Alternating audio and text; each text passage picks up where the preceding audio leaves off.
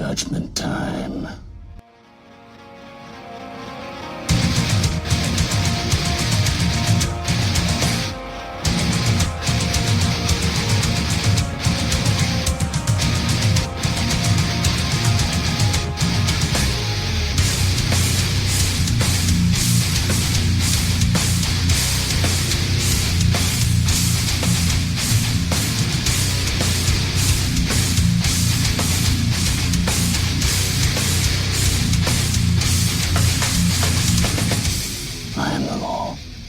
Welcome to Everything Comes Back to 2000AD, and today I've got Mr. Stephen Ross. Mr. Rossy, what you want? On a tree of ice cream cones, a cocoa castle full of homes, custard cakes, coffee breaks, holiday, we're on the same. Hello from sunny hellhole Southern California. I'm Mr. John Burtis.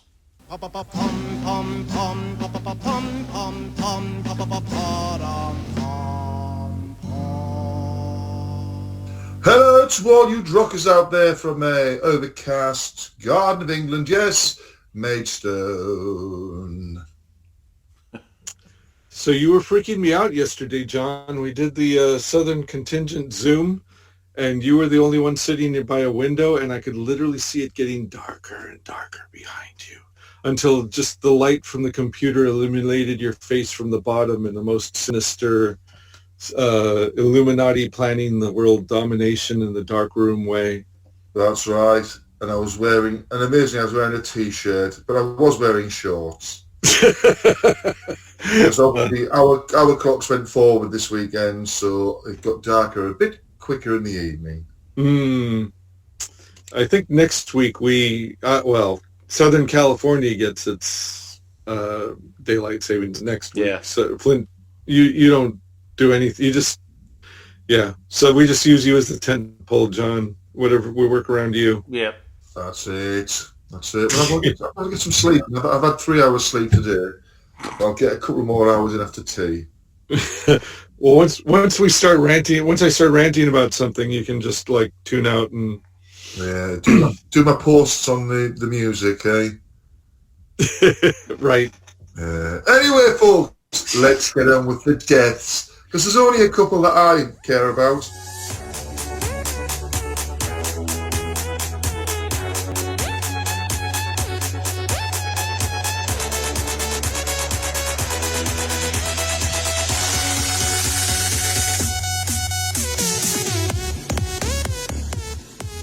Oh. Yes! What boomers died now? Well, the first one is Dave Ball, age 66, musician and member of Soft Cell, British as well. And I'm sure he was ill recently because there was some Soft Cell gigs to celebrate the release of the new album, which I got, and he couldn't do them. So obviously it wasn't on my sort of like lookout thing where it would pop up and tell me. But then obviously the other day he just left this mortal coil. And obviously Soft Cell were absolutely fantastic in the 80s. I mean, my favourite song will always be Sex Dwarf. I mean, isn't it nice? Taking disco dollies to a life of See how I set him up, folks. But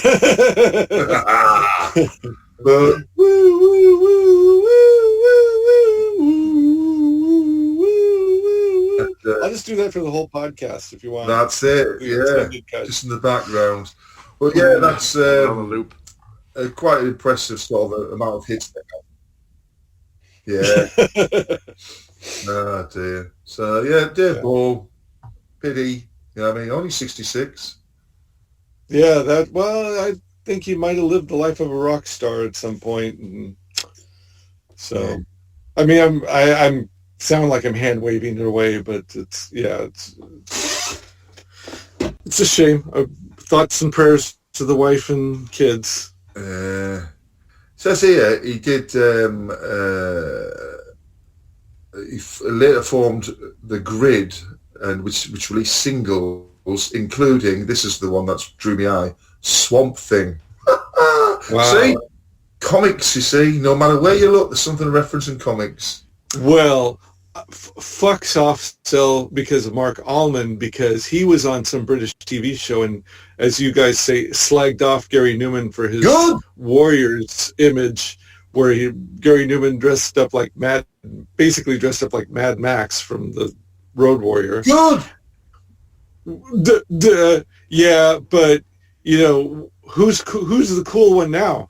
Gary Newman with the nest, with his one hit and his Ravens nest on his head and his makeup, or Mark Allman, who looks like Pee Wee Herman now.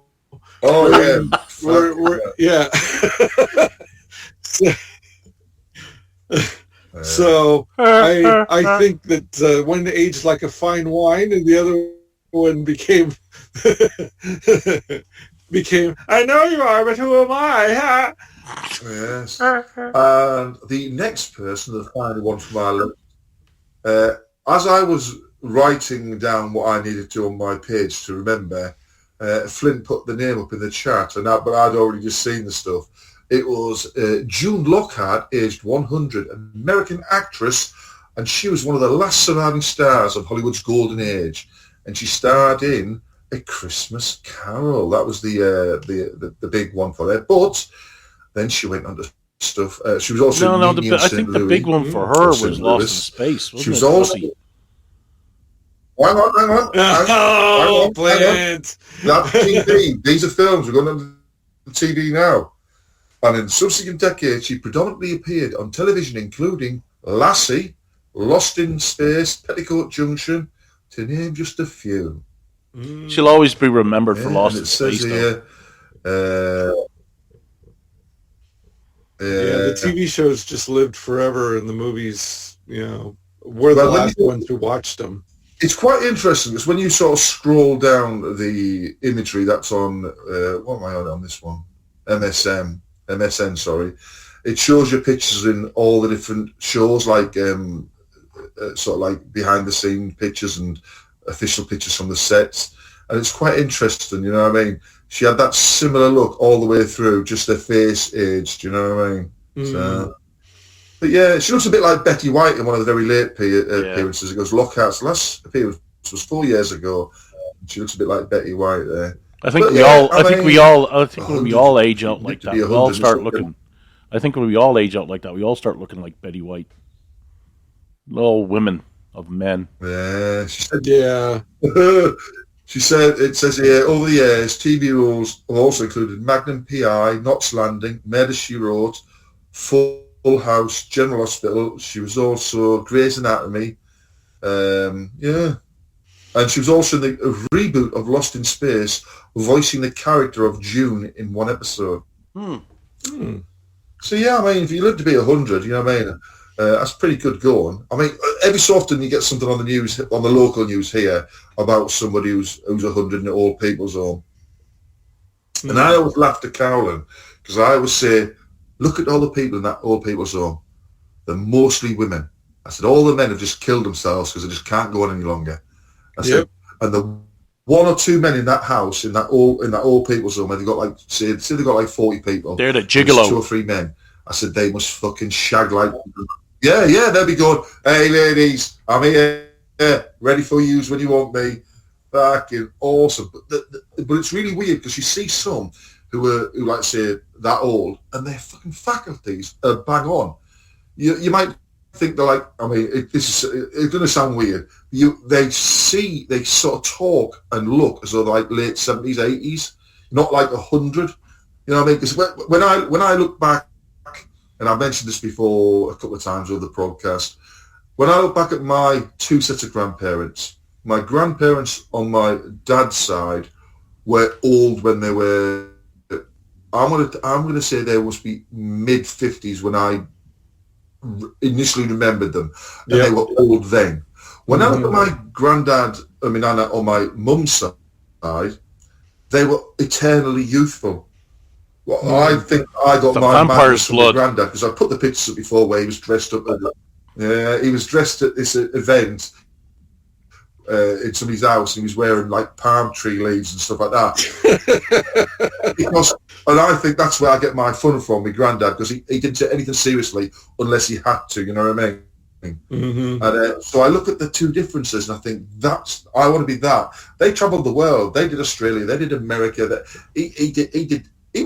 he was there. I'm just thinking now. He was one of the Disney places. Well, he took no kids with him. It was him and my nana. They just wanted to see places. You know what I mean? The way to enjoy Disneyland is without kids. That's what me and Carolyn did when part of our honeymoon. We did Disney. We did one of the characters' breakfasts. Was hilarious. Like, what, those kids want to get a picture? Fuck off!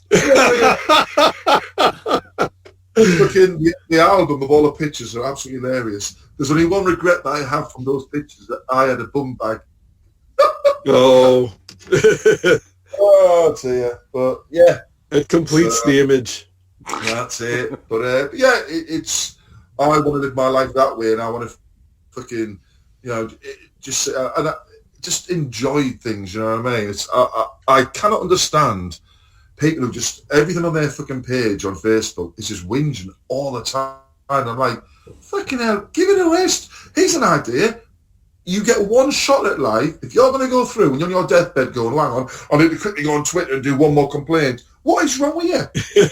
Like, fuck me. Everyone has something that's going to make their life a bit awkward and stuff like that. Well, you just fucking go through it, you know what I mean? No matter what it is, no matter how hard it is, you've got to fucking try and get through these things. I look at some of the people on TV, on the news, and they've had horrendous things happen to them, whether it be an accident or illness or whatever. And when they're fucking so bright and fucking optimistic, especially when you see things where people have got a terminal illness and they're like, I want to do this, I want to do these things before I die. I know I'm going to be dead when they say things like, I know I'm going to be dead in 2 years, I want to do these things, you just think, fuck me. That shows you the spirit of humankind. They want to do it. Well known. And then I look at knobheads on the web going, oh, fucking hell, he's done this, they've done that, look what they've done. I'm like, fucking give it a rest. Yeah, well, you people kind of pioneered that. Always look on the bright side of life changed my mom's life. Yeah. Yeah. So. Anyway, there's the two deaths that I've got. I'm sure Flint's got a death. No, actually, I don't. I don't actually have it, unless you're talking. Oh my God! Unless you're talking about the death of common sense. You know, I see. I thought you were going to say the death of the West. The death of the West. Well, pretty weak. I don't know. America's still a beacon of light. Go ahead. I thought you were going to mention the death of the West Wing or the East Wing, whichever one it was. No, that's Adventures in Trumpland, man. That's coming up. I see some really. He's going to put a ballroom so he can dance to YMCA in there. Yeah. Well, do you want to talk about Trump's ballroom? he's got a big pair. He went to another country, didn't he? And they give him a fucking hero's welcome. Yeah, Malaysia. Yeah, well, I'm just saying he went to some country, and they gave him a hero's welcome and a hero's send off. And when he was on the stage, they played Rocky for him.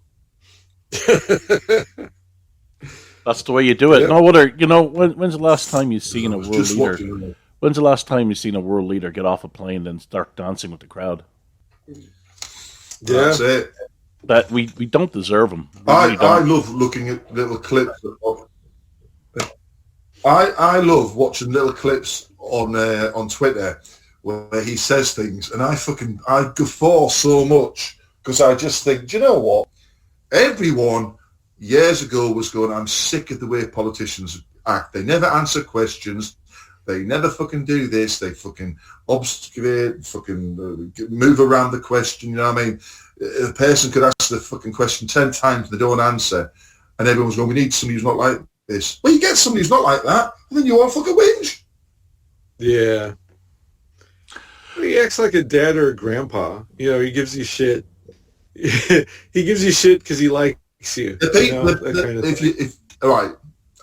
I don't care if people don't like them or they like them, right? What I want is for better things to happen, right?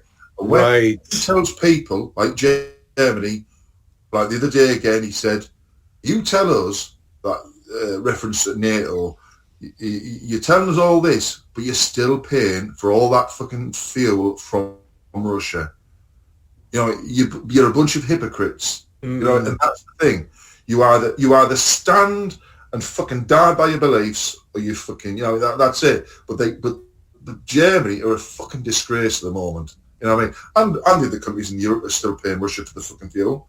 Fucking, where do you think that money's going? It's to fucking help. I mean, we don't even hear about Ukraine anymore, do we? Much. Strange, that, isn't it?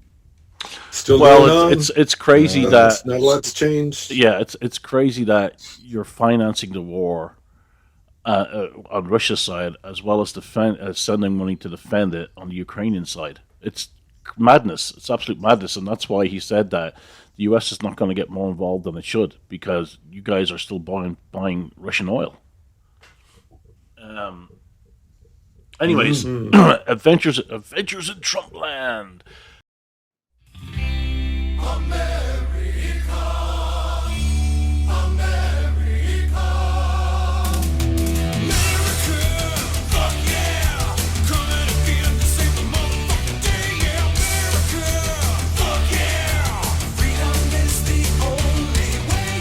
The outrage, the fake outrage over the ballroom is absolutely astounding to me because the White House has always done renovations. It's always, and it's like, well, he demolished it. It's demolished.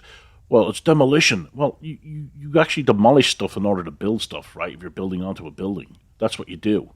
And I mean, Right. they talk about this as if there's no history of the White House ever having renovations or stuff added onto it or things changed in it. I mean, Nixon had a bowling alley. Roosevelt had the swimming pool, which Nixon then filled in and turned it into a press place. Obama built a fucking basketball court. Who the fuck is that for? Is that for like all world leaders to come over and play basketball? Doubt it.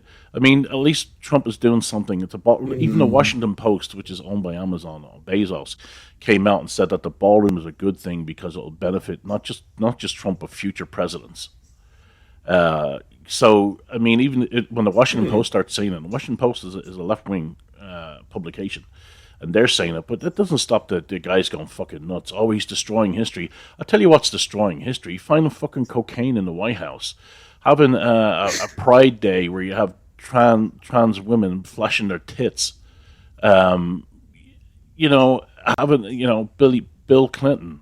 I mean, what he did in the Oval Office, you know, that's what it is. And you know what? Here's the thing. Well, yeah. Trump is the ultimate troll because up on the official White House page, I sent it to you guys, he has a history of the White House, right? A timeline. And on that timeline, he has a picture of Hunter Biden with, like, strung out, like one of the worst images of Hunter Biden because he's a cokehead of the cocaine found in the White House. He has the picture. He has the picture of Bill Clinton on there. So you know, you got to put these things into perspective. They're getting outraged and crying about nothing. But I love that he trolls them that way because, you know, it doesn't matter what he says, they're going to find fault with it. It's like we said before, if he cures cancer, they'll go, well, he cured the wrong kind of cancer. He didn't cure this cancer. What about all these other cancers? They'll always find some fault with him. So you might as well just play them. You might as well just go along and have them outraged. Like when on that the No Kings protest, like an imaginary solution to an imaginary problem, where there's the AI image of him with a crown and an F-15 or whatever flying over the crowd, dumping poop on them. I mean, you might as well. You're not going to win them over, so you might as well just lean into it. Anyhow, that's my 2 cents. Right. But some of the common sense, though, I mean, you had this idiot, the absolute idiot, that was comparing the Chinese student standing in front of a tank in Tiananmen Square with a woman standing in front of an ICE vehicle in New York, as if they're the same fucking thing. What fucking bizarro lunatic world that we live in that people think that that's the same. Right. Yeah, well, you know, they keep depicting the ice guys like they're, you know, jackbooted thugs. And it's like, well, you know, if you could save one life, wouldn't you? And if 40% of the people that they're taking out are actual gang members, take a look. Take a look online.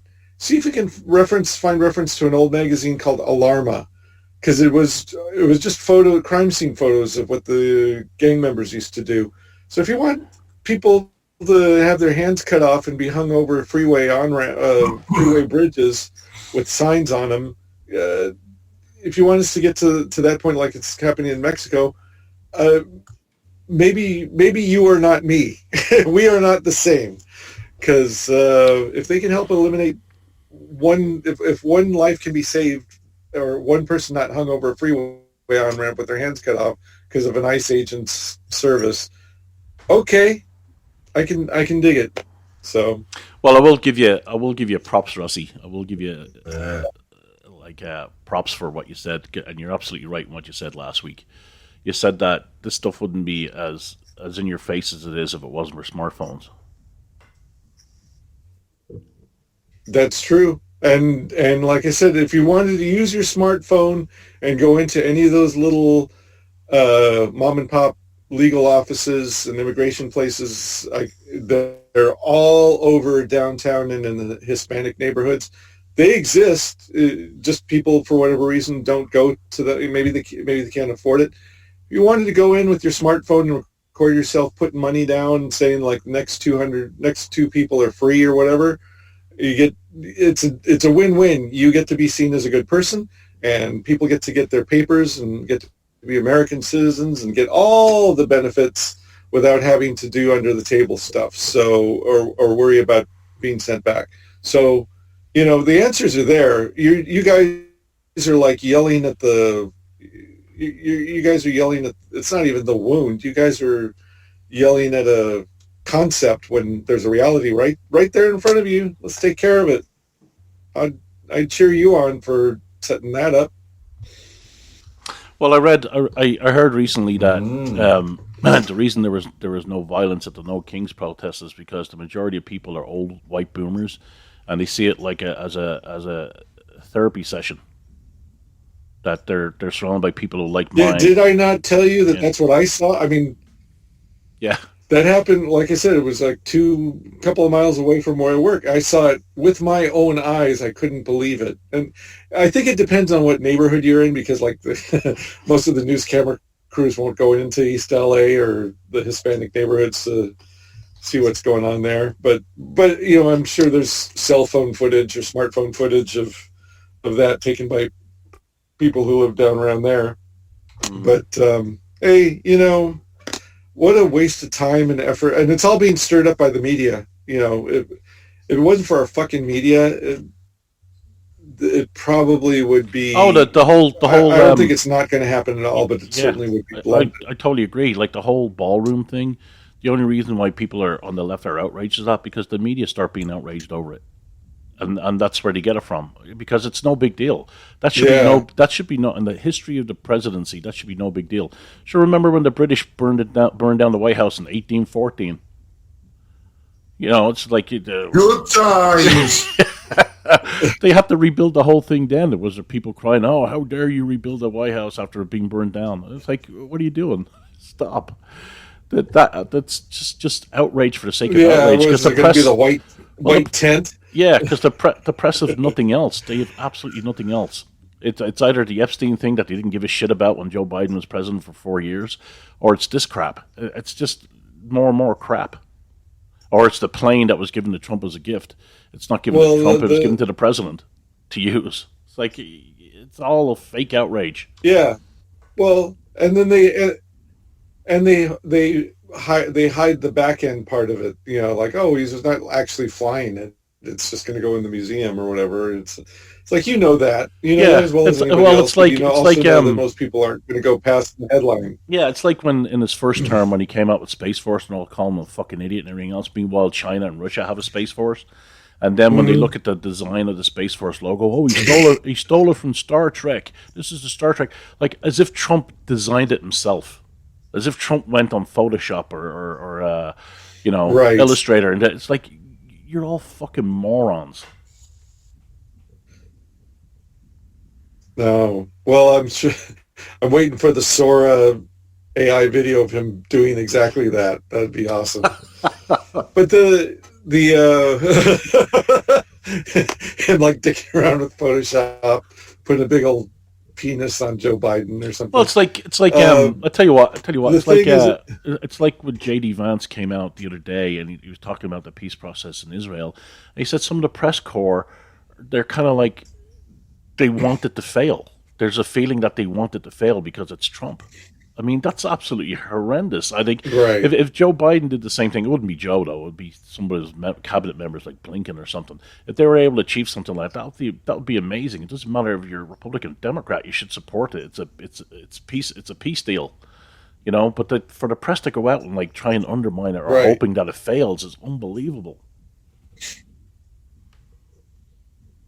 Well, the other thing too is, and this is going to be my drop the mic. It's like you guys can complain all you want, but until the day comes when you present like a half dozen people on your side that speak well, answer questions well, are come across as smart, they aren't insane, they don't have sketchy pasts, they don't have sketchy business things going on in the background, totally clean cut. You bring those people forward as your potential candidates for the next 3 years. Lead by example. Show me somebody awesome, and I will vote for you. I frankly, I'm not in love with J.D. Vance, although he's the best of the worst right now. So show me somebody awesome on your side. I can be won over. I just want what's best. So, but I have not seen that. It's like, okay, you're going to try to run the woman who didn't win last time, and who nobody voted for to be the candidate. You just stuck her in because the old man couldn't be convinced until the very last moment that he might not be alive to live out a second term. You want the nepo baby nephew of the senator that's unlikable and so old that she doesn't represent me or anybody else but geriatric boomers. That's your other guy. I mean, show me. so anyway. All right, we'll move on. Rant over. How about what movies and TV shows have you watched, Rossy? Oh, actually, do you want to do Kickstarter Corner first?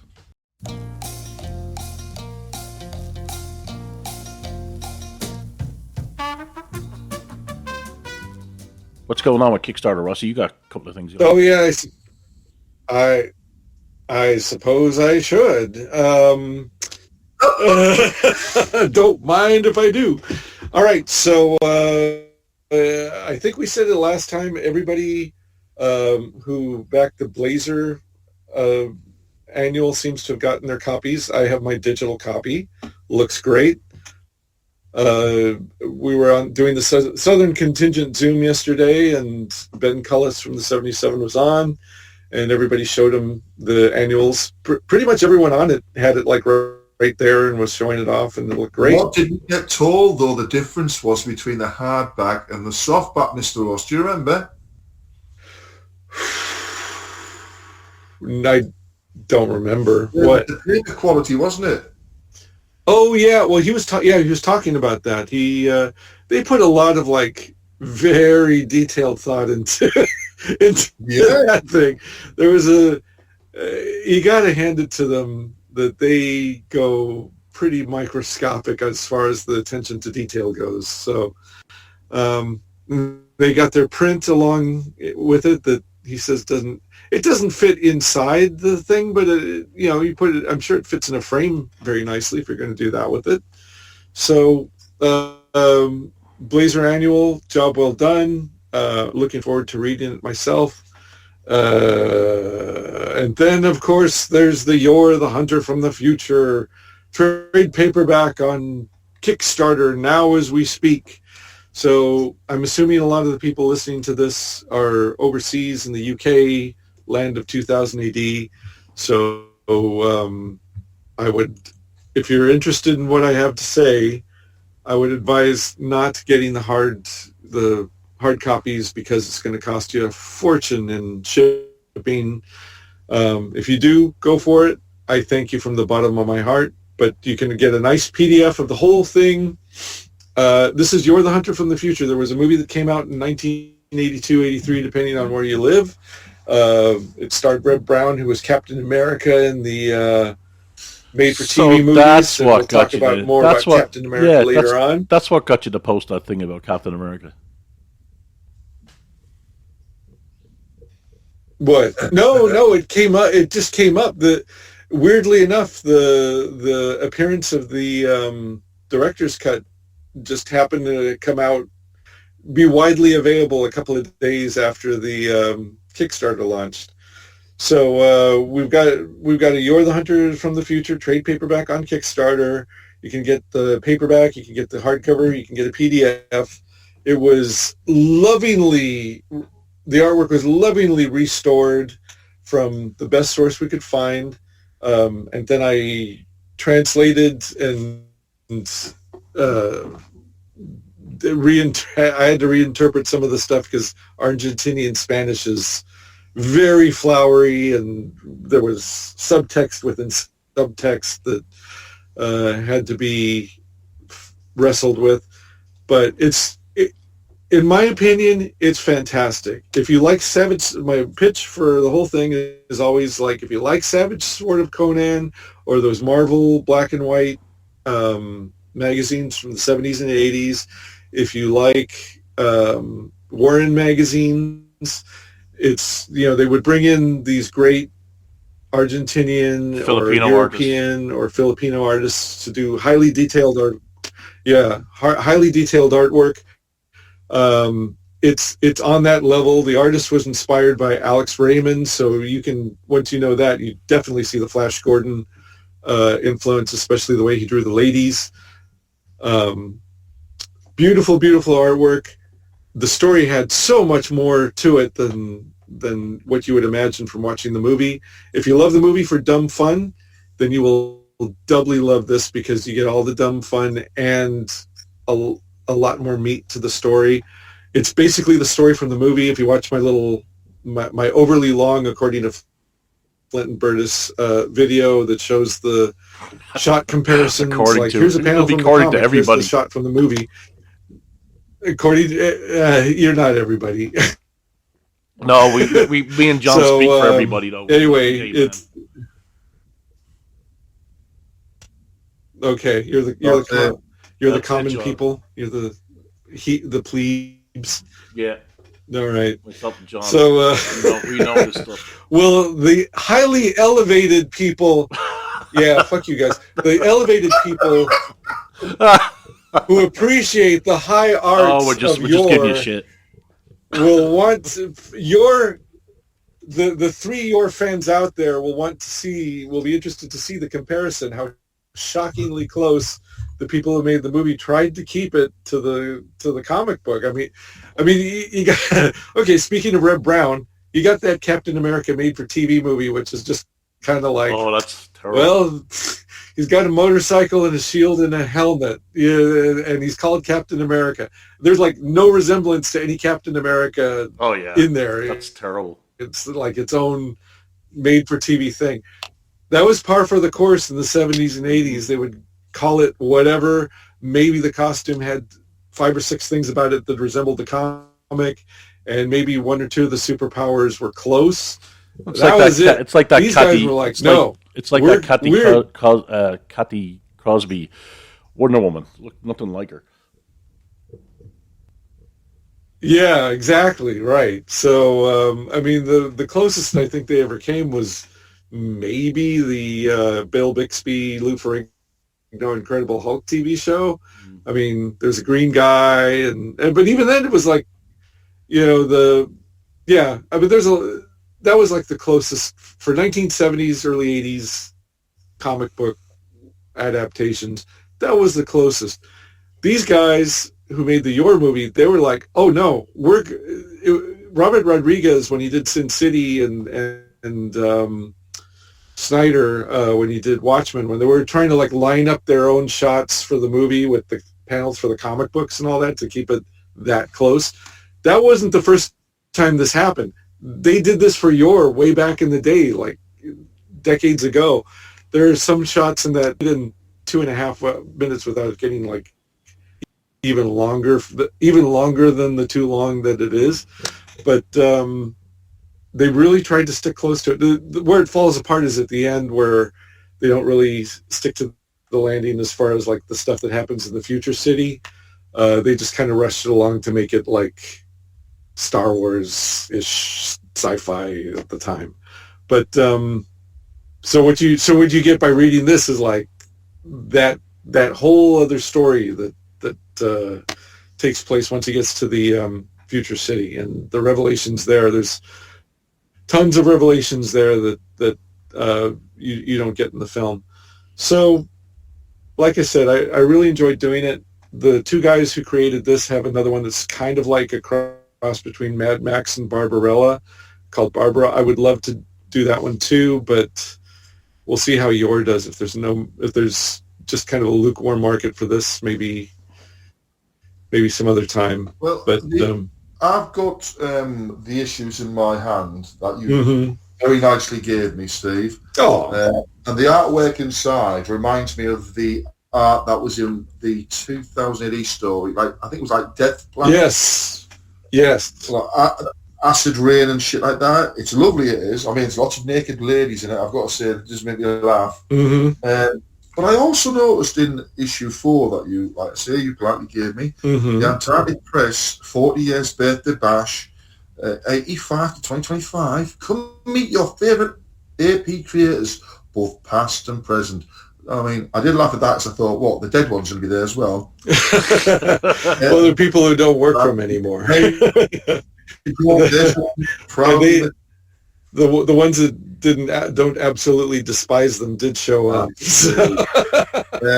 Yeah, you got your name was there. Then I turned the page over, and you got these adverts for other comics in the Antarctic Press. You got Blackheart and Valentine, Planet Comics, Critter, Private American, Kendra, Kendra's a lot of fun. And there it is, Ninja High School. Yeah, I mean, thank you. Excellent covers. I mean, I've got to say, it's nicely portrayed the way they've done the issues in the back end of the fourth one. You know what I mean? We give it a laugh and all that with you and all that sort of stuff. But yeah, I mean, Rossy does a great job. Comic, you know, I cannot fault it. Yeah. Oh. Well, they're AP's legit. I mean, not everything they do is awesome. The way we go on, we take the mick out of it and all that. Yeah. But the thing is, it's the four you give me, excellent product. You know what I mean? The quality is excellent. Everything about it's really nice. But the thing that surprised me when I got back to the UK and opened them properly, was the artwork inside, because it took me right back to the early sort of like late 70s, early 80s of 2000 AD. That specific strip instantly was what drew it to me. That was one of my favorite. Sure, that artist did some.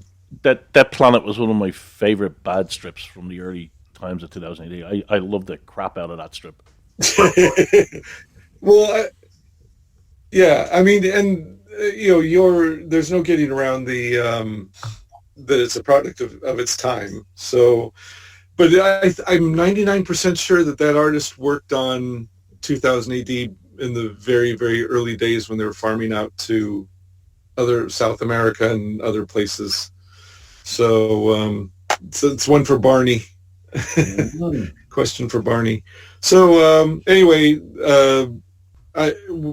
we're funded, so you're going to get your book. The PDF is all done, so it's going to happen much sooner than later, much sooner than the Monroe book. This took me a lot longer than I had planned on it, which is why everything else got pushed back, including the Monroe project. But now that all I have to do is promote this, it's a lot easier to do all the other things that I want to do, and hopefully you'll be seeing that next year. Speaking of Monroe, her autobiography just dropped, but it's in the UK. It's not on Amazon US. It's in Amazon UK, and it's independently published. So I think it's a small and/or self-published book, and written by her with somebody else. So did I order it like within an hour of me seeing it on Facebook. I sure did. So hopefully I'll get it Wednesday, and I'll read all the Star Crash chapters first. Well, what you'll read is in the final bit with the she puts up. She said, "I was contacted." He kept on talking about Gary Newman. What happened to that? Oh, you're right. There's gonna be a Gary Newman chapter in there as well. So so it'll be awesome. That's gonna be I'll have to try to get shit done and not spend time reading that. But I will skip towards the end and see if there's any mention of the book. I doubt it. I don't think it's like that. She's done so much that I don't think there's going to be a lot on that. But and also it'll be interesting to see, like, if the book is successful, and however you measure success for this sort of thing, maybe it'll help this project too. So I mean, this being the future book of her artwork, not the your project. So anyway, that's here's a thing for you, Rossy. Here's a thing for you, Rossy. Whatever. That artist, Zanato, he actually did stuff for Eagle Comic. He did a Don Dare strip. Oh, okay. I knew it was something for Fleetway or IPC or whatever it was at that time. Yeah. So there you go. By the way, he's really good. I mean, I've seen other things he's done. It's a lot of the same kind of thing. One of the things he did got reprinted by I think it was Eclipse back in the day. It was a post-apocalyptic, like New York under fire or something. It's like a Mad Max New York kind of thing. So yeah, it's a lot of fun. If you like all those barbarian comics that came out, when the first time D&D was popular, usually characters with OR at the end of their name, you'll probably love this one. AR or OR. Probably like this one. So anyway, thank you for letting me shill that. It was I really, and thank you, John, for the kind words. That came out of nowhere. I like to surprise you now and again. Hey, well, if you get a chance to read it, I would like to. I know it. I will. I know it. I will. It's a lot to read. It's like, I mean, it is 112, 13, 30. It's over 100 pages of reading. So it is a graphic novel, and it's a lot of words on some of those pages. Mm-hmm. So it's. No, I think I got that wrong. I don't solid afternoon of entertainment. Just that down there popped up when I put in his name. No, I'm pretty sure he did. All right, okay. Oh, I'll find something. It's like I say, Rossy. It's all right. It's fitting it all in, isn't it? That's the thing. What's that? It's fitting it all in. I go to myself, right, I've got a specific time, right, I can dedicate myself to sit down and read it now. You know what I mean? That sort of thing. Yeah, I mean, read it when you can enjoy it. That's. Yeah, there's nothing worse than sort of having to be forced to read something, is there? Like for today. Oh my God! I can't tell you how many times I fell asleep. and what were we told on the Zoom chat yesterday? We're really going to enjoy next week's Prog. Wow.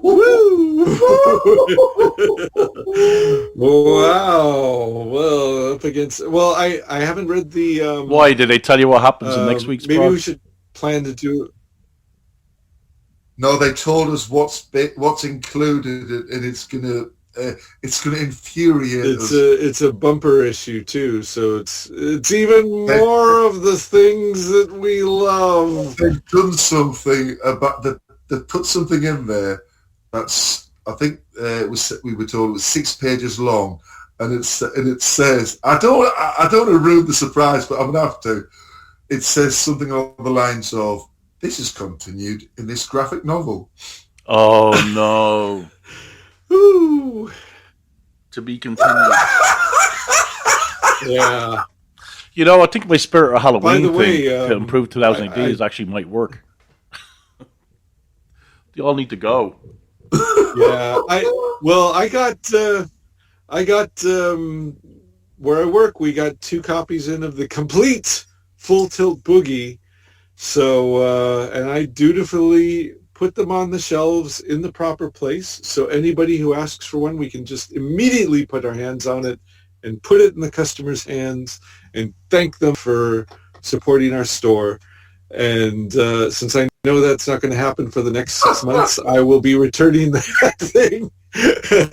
I think it's 6 months or 9 months, we get a list and start pulling things and send it back. So for credit. So it's like, well, we'll have $20-some worth of credit to spend on something that'll sell in about 9 months.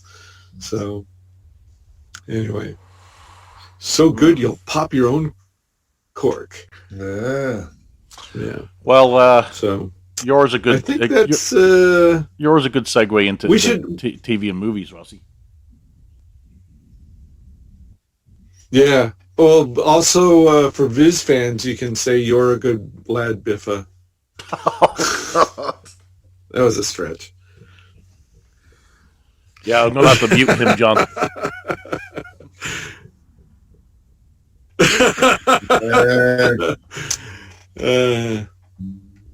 Well, what TV and movies have you Well, seen, Rossy? John, what did you Oh, see? John, yeah. TV and movies.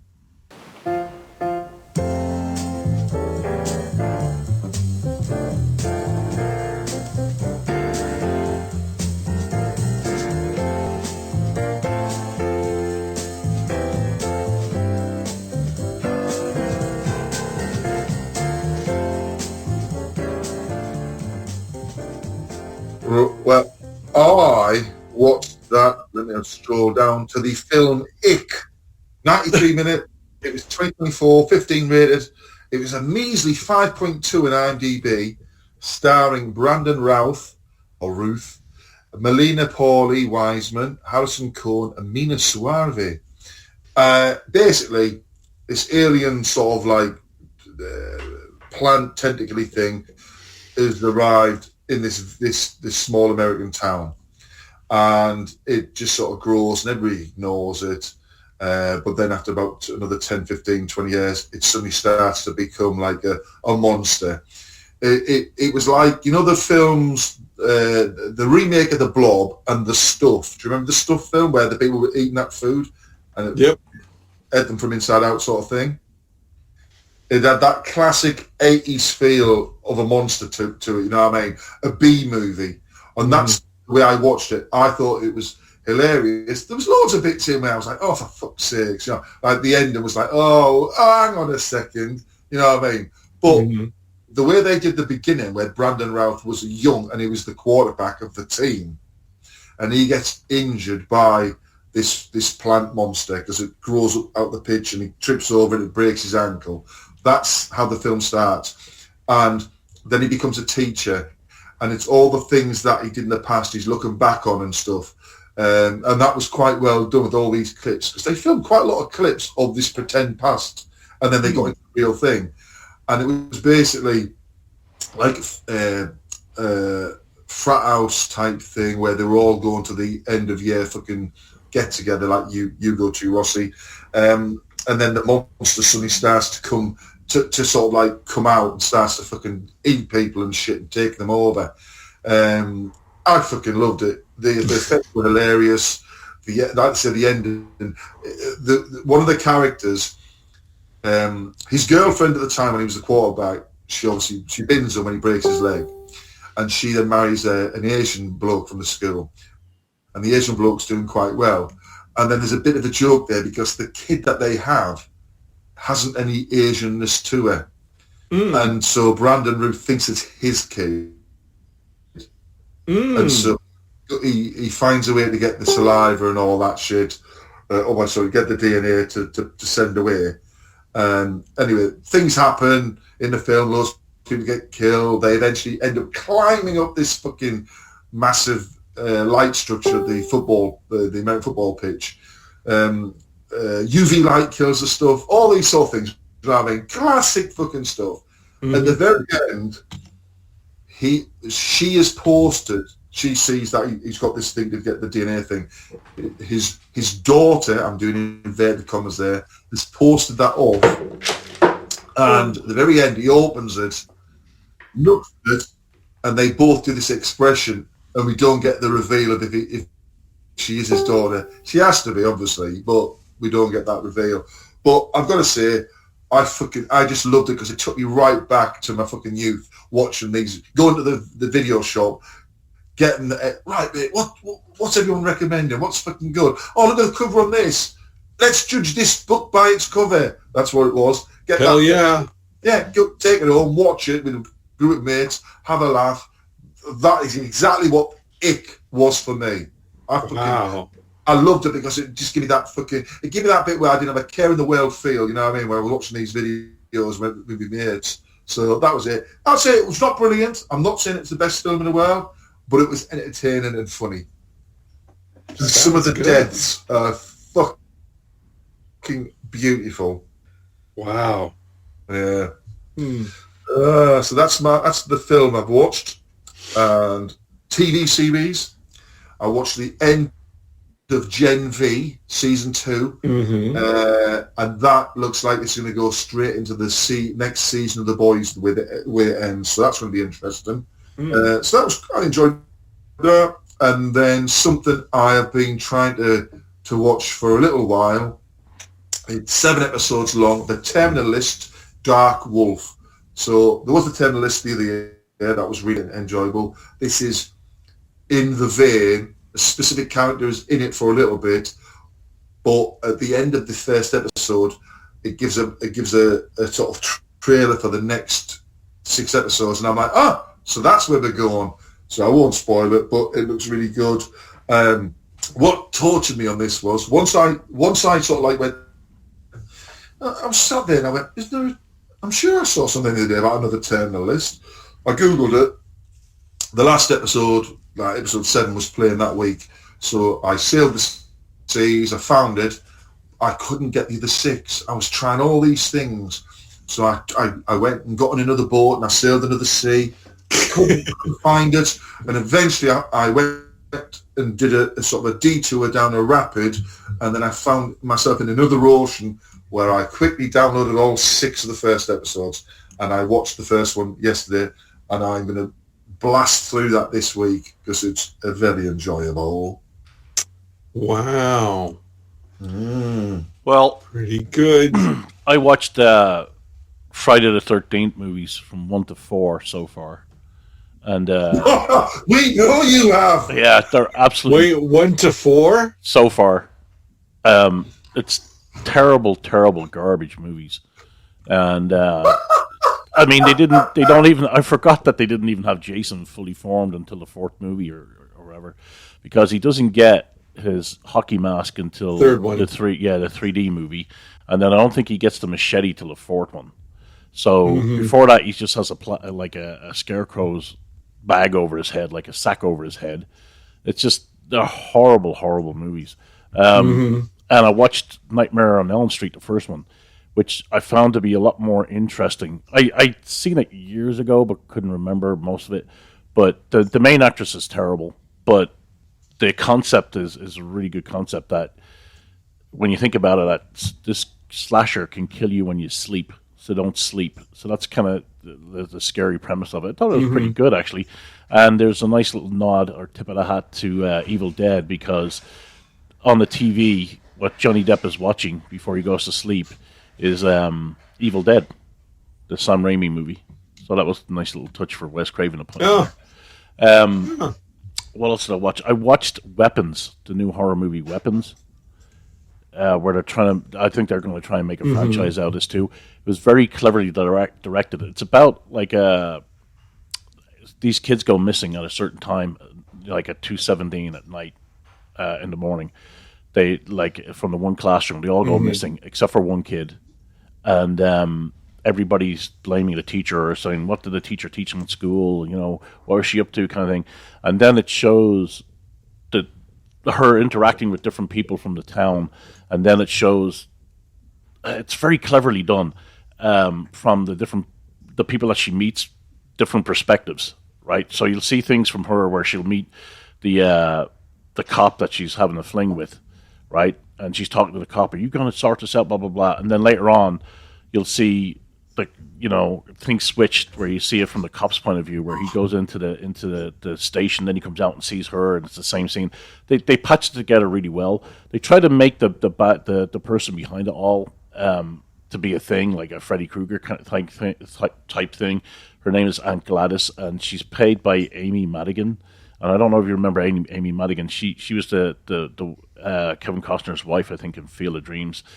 It's kind of not a usual role for her, but because she's old as well. But I think it's not her. It's a branch out role for her because it's not her what you'd usually cast her for. But she's sufficiently creepy, and it's really well put together. I actually enjoyed it. It's a little fun movie. There's some things that didn't make any sense. I hate that when a cop gets killed or a cop goes missing, that the other cops don't go out to find out where, don't go to where his car is to find out where he's at, or if he's not reporting back in, they're like, "Where the hell is this guy?" That kind of stuff drives me nuts. But they do it in every horror movie, as if the cops aren't tagging. There's no GPS on his vehicle, so stuff like that drives me crazy. But overall, it was very, very clever, really well done, and I can see them do a sequel to it. It's even though the bit at the end you think, "Oh, that's it, done," but I can see him trying to make a franchise out of it. It's funny though. It's really funny because we were talking. Pete said this as well on our chats, that in the beginning when they first introduced the Universal horror movies, like I remember my grandmother going to see. I think I mentioned this last time too. She went to see Dracula in the movie theater and she was scared, like the Bela Lugosi Dracula. I mean, who would be scared of that? Yeah. But eventually, they start off really scary like that, and then they become parodies of themselves, where they end up like in Abbott and Costello movies. And it's kind of like the same with the slashers, with Jason and Freddy and those guys, Mike Myers. They then become parodies of themselves. And now you have the new generation with the Terrifier and Gladys and these type. Like even Chucky Chucky always started off as like a parody, anyways. But then you have like these current batch, like the Terrifier, and eventually keep talking. I'll be right back. Yeah, eventually, the Terrifier is going to become like a goofy character, just like Freddy's turned into, and all these other characters. So it's funny how the cycle keeps on repeating itself. But so that's what I watched, and that's it. The movies I watched, but the Friday the 13th movies are shockingly bad. I mean, good grief. I think, like I said before, if you give Rossy a script, I'll tell Rossy you got to write a script in a day and film it over a weekend, he'd do a better job. But I suppose the effects for Nightmare on Elm Street were kind of revolutionary at the time. I remember when they did the the part where Johnny Depp gets sucked into the bed and the blood starts flying everywhere. They had to recreate that set and turn it upside. They actually recreated it upside down. And I think they only had one chance to get the shot right for that. So that was interesting about it. I remember reading that, seeing that in a documentary, but it was good. Good stuff. That was Johnny Depp's big break, I think, Nightmare on Elm Street. And what's funny about the Friday the 13th movies, Kevin Bacon's in the first one, and then Crispin Glover's in the fourth one. That's where I think he got his start, Crispin Glover. But good stuff. We're just waiting on Rossy now. Rossy's gonna take a tinkle. Oh, there you are. You're just back. Came back. All right. So are you? Yeah. Oh well, I saw two that might be of interest to the group. Well, not you, Flint, but. Oh well, I'll tell you what. I'll watch it for you. No. I'm not asking you to watch it. It's just there for you if you want it. So the big one was I got a hold of the Captain America director's cut, which apparently wasn't that super rare. Tell him which Some Captain guy America. said he was going to show. He had a special. Okay, well, I'm getting to that. So this guy said that he was going to have a special surprise on his live stream, and it turned out to be the Canon Pictures Captain America movie, but it's the director's cut that recently emerged. The director had it in his house, and they've been doing some screenings around here for it. But unless you're in the know, or can get to the place where they're going to show it, I didn't think I would ever get to see it. So a friend of mine caught it off the stream, downloaded it, and then made it available to friends, and I made it available to these friends. So the director's cut apparently is 3 hours long, but the one that's available now is almost 2 hours, and I assume that the Canon version is probably like an hour and a half. So as an example of how different it is, there's like the Canon movie, if you've seen it, opens with this whole World War II thing, and Captain America infiltrates the Nazi base and gets into a fist fight with the Red Skull, gets strapped to a rocket, takes off, kicks the fin so he avoids hitting the White House, and lands in Antarctica, and then he is brought back like decades later, kind of similar to the comic book origin, that part of it. So this was unfinished. It was a work print, so it's not the music it's probably not the music that they were going to use in the film, and the music is pretty terrible. And you do see a lot of like glitches in the print, like when the reels change and hair on the film, and but other than that, it's really clear. It's not like some fifth generation VHS copy of it that was transferred digitally. It's like, it looks like it's like right off the film.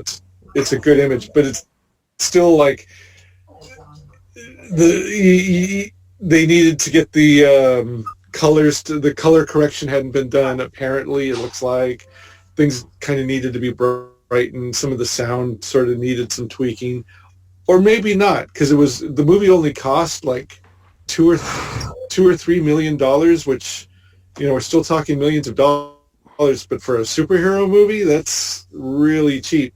And especially if the original was especially if they filmed enough footage to make a 3-hour cut, film stock alone, they spent a lot of money just on that. But the long and short of it is a very different movie from the original. It's the World War II stuff is cut throughout and kind of like presented as flashbacks, and it's much more a man out of time, fish out of water. Things from his past are dead or gone. Not believing people in the present. Finding, his girlfriend's old. There's still stuff from the movie, but it's like told in a completely different way. So it's better, but it's still not good, in my opinion. It's even this cut, even trimmed down from 3 hours, this almost 2-hour cut, still needs like a minute cut here, and some of the stuff there needs to be a little trimmed. The music needs to be brightened. They would have to treat it like, okay, we're going to put this out there and make this the official final version of the movie, and really give it some fixing up. So anyway, Flint was kind of like, oh, I'm not going to watch it. It's terrible, blah, blah, blah. And you're not wrong, but it's interesting to see how taking basically the same footage from a not great movie, switching it around the way they made it so drastically makes it a better movie, and yet the original was so not good that even an improvement isn't really enough to get it up there where you want it to go. It's also, so what happened was it's the story's told linearly, and it's much more of a downer. I mean, it's kind of a sad story for him, and the Red Skull. It's like he has more of a tragic origin story, and I think the point at the end was kind of like the Red Skull calls him brother, and it's kind of like they're the same, but they're not kind of deal at the end. There's some weird, like, goofy shit that happens too. Once they get to Rome, that's like, this has to be the canon influence. Or so, this director also directed the Nemesis movies, which is also a weird time travel series. He directed Sword and the Sorcerer, which is like a Dungeons and Dragons type cash-in from Conan, kind of cash-in from the 80s. He did Cyborg with Van Damme, which apparently was originally going to be a He-Man movie. Or they were. It had something to do with He-Man. Somehow it became Cyborg with Van Damme. So he always had like this weird visionary, and he did Alien from LA with Kathy Ireland, which is a Hollow Earth city underground story after being Valley Girl comedy on the surface. So he's always had like this weird vision and this weird way of telling stories, and you got to respect him for that. He just kind of somehow, because the budgets were so low, he was just allowed to do his own thing and make these strange but entertaining movies. But they were always a little bit slow, and they were always kind of like not really there, but they were memorable because they were so different. And that's kind of how this one is too. So instead of a Marvel comic where it's like rah rah America, fuck yeah, all that kind of stuff, this was kind of like 70s Captain America comics where, you know, it's like the man and America is not all the hype is meant it to be, and which for the time, for the early 80s, was pretty shocking. You know, that Reagan's America, you didn't say or do shit like that. So again, it's interesting if you're familiar with the first one, or if you're familiar with the canon cut. It's interesting to see how it's a completely different movie with the same footage. But prepare yourself. It's people are hyping it up like, oh, this could be not really. No, it's just worth a watch. Also, they did say that the canon, because the story was told non-linearly and like more of a downer take in the middle of Reagan's America, canon re-edited it, and that's why it reads more like a comic book. That attack on the base and the fight with Red Skull and all that. It's like, well, with the footage he shot, that's as close to the, you know, Marvel comic as you could probably get. So anyway, that was interesting. So you're going to watch it now, Flint? Yeah, I'll probably watch it just for you, Rossy. All right. You can watch it on fast forward. You literally could do other stuff while you were talking about the Netflix stuff that gets dumbed down so people can do other things, you know, fold laundry or whatever, or do their taxes. That's what this is. You can do that with this. And the other thing you can't get around is that Captain America, the guy who plays Captain America, and the girl, they're pretty terrible. They're not good actors. So, and the other movie I saw was made by John's people. It's called The Company of Wolves. So we're looking for something with werewolves. Actually, it's an Irish movie, Rossy. Because Halloween's coming up. This is for The Company of Wolves? Yeah, I said it to you last week. Oh, okay. Yeah. I noticed that there were a lot of the 7 or 8 British actors of the time were also in this one. It had David Warner and Angela Lansbury and some others. So Company of Wolves, it's an obscure movie. I had never heard of it before. Wow. It's not obscure. It's not obscure in the UK and Ireland. John? Mm-hmm. Okay. Did he get an X rating over there? Because I think I saw a poster that had the X on it. Oh, I can't remember if it did. Probably, yeah. Okay, Flint's got the delay. So here's okay. So a little segue into Conspiracy Corner.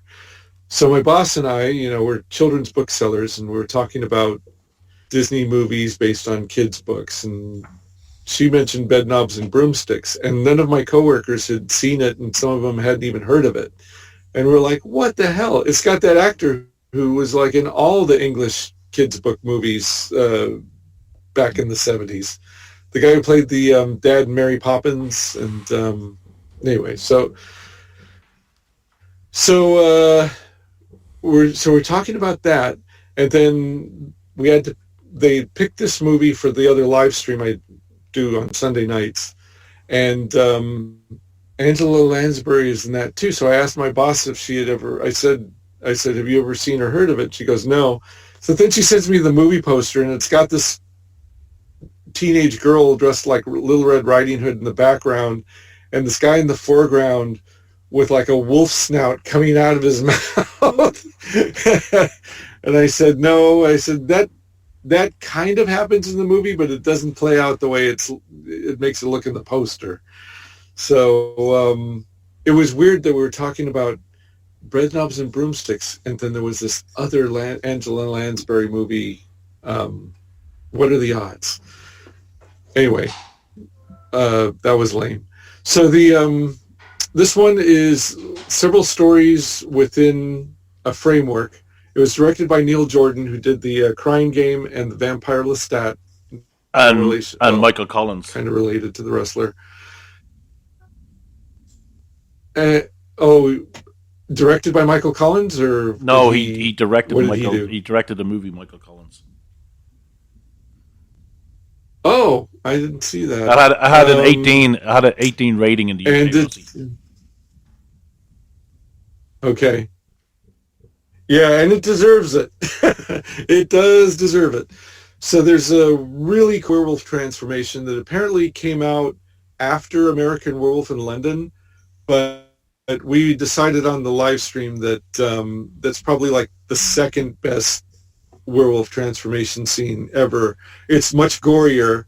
They use, and it's a lot longer, and the special effects aren't quite as good, but it's kind of hard to beat Rick Baker, peak Rick Baker. But this one's it's really cool. There's 2 transformation scenes in it. Pretty cool. And then the rest of the story, the way it's told, the guy who built the sets for the 89 Batman movie, this is an earlier work by him, and he's constructed this forest set that's used for most of the film that looks fantastic. It doesn't look real, but it's perfect for a movie that's like stories within stories, fairy tale type stuff. Stephen Ree, who's one of Flint's people, was in it. He's in all. He's in. It's kind of like all, some of the Neil Jordan. Yeah, Neil Jordan puts him in everything. Yeah, Neil Jordan's kind of like Tim Burton. There's like the Neil Jordan players. Some of them, you recognize some faces in this one too. So I don't want to. Since it's so obscure, and the guy who runs the live stream, he's prone to buy almost every movie he kind of likes.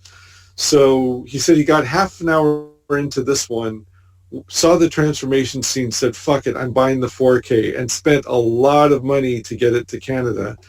So I guess it's one of those ones that recently got a second look and got some attention, and they've put out on 4K. And I'm sure it looks great, but the version I saw on DVD was very good too. And it's fairy tale stories within the framework of a modern day story that you almost forget what's going to happen. Terrence Stamp is in it for like one scene, and Angela Lansbury literally plays Granny. And that's all I'm going to say about it. Like I said, it's to me, I didn't know it was not obscure to you guys, but and I think it was actually released by Canon here in the States. So another Canon flick. And then I started to watch a movie I've heard a lot about and seen photos from, and I can't believe, one of the few that I can't believe I didn't get around to seeing back in the day. and I fell asleep because I started it too late. I started it after we did the live stream, and I'm going to get back to it. It's The Howling 2 with Christopher Lee, Red Brown, and Sybil Danning. So, and the parts I saw and stayed awake through look absolutely bonkers. So I'm really looking forward to giving that a second chance. And that was it. Well, you've got a lot to get through then, haven't you? No, well, I mean, anything else. The Howling 2 is only like an hour and a half. And that's supposed to be, I think The Howling 2 is supposed to be the worst one out of the whole lot of Rossy. No, it's the most bonkers. There's people who love it as one of their favorites. The guy last night loves it. It's he says it's his favorites go 1, 2, and 5. Oh wow! And he said most people, when they get to number 5, they go like, "Ooh, that's terrible," because most of those franchises like Hellraiser and whatnot, they just stop caring. Like Friday the 13th 5 too. It's like they just stop caring at that point. But he said the 5th one is actually pretty good. They kind of said fuck it and just made it about vampires. This one is pretty bonkers. Christopher Lee. It starts with Christopher Lee just standing there in front of a starfield reading the Bible. As you do. It's like, hey, awesome. Nobody reads the Bible like Christopher Lee. I mean, what the hell? And it's The Howling 2 is, unlike Captain America, The Howling 2 is not a good movie, but it's a fun movie. So that is part of the problem with Captain America. It's really not fun. So. All right. Do you guys want to do the Prog? Or you got other stuff, John? No, I'm ready to. Let's rock.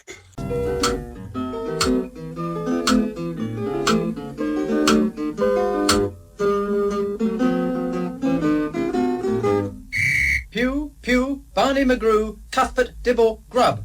And speaking of not fun, Prog 2455 is a really great cover by Cliff Robinson and Dylan Teague. I love this cover. Oh, it's fantastic. It's like 3D. That's the funny thing as well. When you watch Friday the 13th 3D, they put scenes in it that didn't make any sense, but because it's 3D, they had to put it in where the yo-yo is going in front of the camera, kind of thing, and he's trading apples and the popcorn's popping. So you have a down shot of the popcorn popping kind of thing. This is what it reminds me of 3D. And it looks like the way the eyes are, the creature's eyes in between the 2000. It looks like he's wearing those 3D glasses. Yeah. Wasn't there a shot of him running? They were chasing through the laundry, drying on the laundry line. Yeah, that's at the beginning of the movie. Okay. Anyway, they're all terrible, Russ. Okay. Anyway, back to the Pilgrim guy. Yeah. What do you think?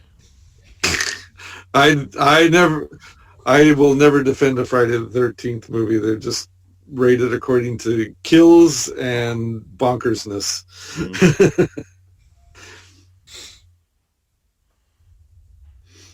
So this one's great. It's kind of disgusting and scary and a lot of fun and very well drawn. Yeah, love it. What do you think, John? I like it, apart from the writing, Crawl of the Wilds and all that rubbish. And I can see why they put the eyes in the middle of the second and third, for the 2000 AD. There's Elton John glasses. That just sort of ruins it a little bit for me. Yeah, I know, but it's I'd rather see the whole image because the image is so nice. Yeah, in the next Prog blurb, this looks like that New York story's coming back with David Roach on art that we thought was finished. Oh dear. All right, Judge Dredd. Judge Dredd and To the Sea Return, Part 6. Rob Williams, Henry Flint, Danny Parkhouse. Carver tells Anderson that he came with the Pilgrims and waffles on a bit, to which Anderson says, no, you didn't. He then tells her that Scolex is removing her abilities, purifying her as a vessel. Meanwhile, Dredd, Tan and Hurst are heading in a small rowing boat towards the barge. Hurst tells them both to shoot up. That's the only way to ignore the madness. Dredd orders Tan to do it, as he is weak. Dredd, on the other hand, is strong, so doesn't need to, especially as he's seen some horrors and swallowed the Black Atlantic, etc., etc., etc. Obviously, Hurst will have to die, as she knows she will be off the Titan after this. Thingy the Kid can see what is happening through Anderson's eyes, and it's not looking good, as a crowd in front of her are all shouting, Scolex. Timex. What do you think? I actually love the artwork on this. I think it's fantastic. I think Henry Flint has done an amazing job, and I'm enjoying the story too.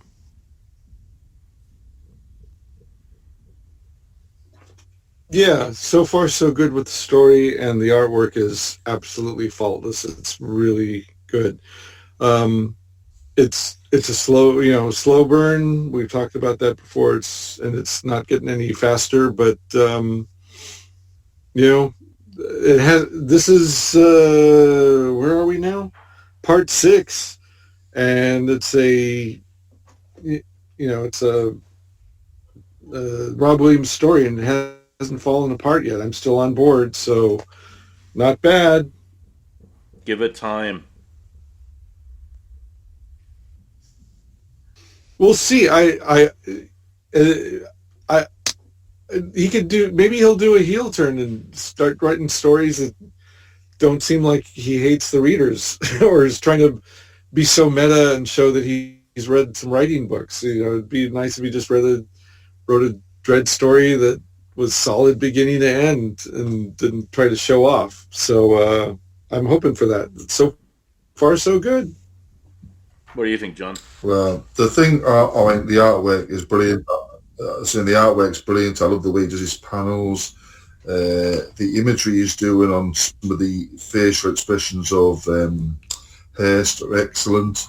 The problem I have with this is you've got this major sort of character and all these things, and I'm just thinking, where were these characters when all the disasters have happened to Mega City 1 and the world, and then suddenly we have another sort of like big bad just pops up out of nowhere and does all this.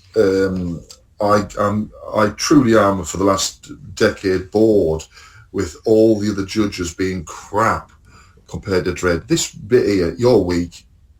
I'm not, because I'm fucking Dredd. I'm just like, fuck me. They've all gone through training to become judges.